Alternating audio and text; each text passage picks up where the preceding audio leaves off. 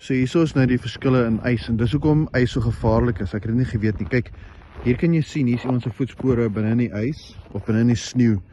Maar waar hulle voetspore geëindig het, is dit hierdie. Dis soos 'n dik. Hierdie is ys. Dis nie sneeu meer nie. Daai is ys. Hierso is verskillende, hier is sneeu wat gekompact is. As ek nou hierop loop, is dit kliphard.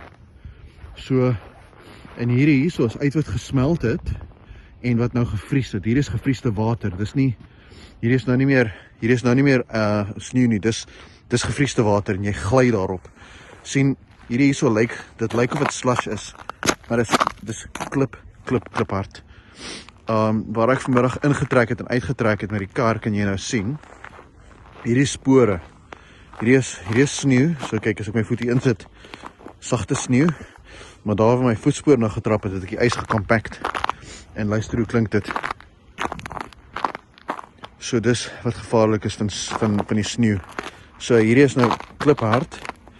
En ek gaan nou daaroor moet probeer ry en jou kar gly daarop en dis heeltemal dis is 'n ijskaatsbaan. Dis is ijskaatsbaan se ys daai.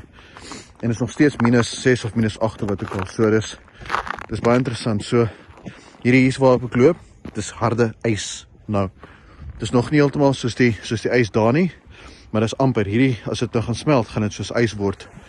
So dis regtig wat die gevaar lê. Kyk, jy kan dit nou sien, maar môreoggend is dit clear. Dis heeltemal deurskynend, dan lyk dit soos gewone pad. En dan sodra jy daarop klim, dan begin jy jou dinges seermaak. Kyk net hoe mooi die sonondergangs hierso. Hier in Oklahoma, in Tulsa. Pragtig, né?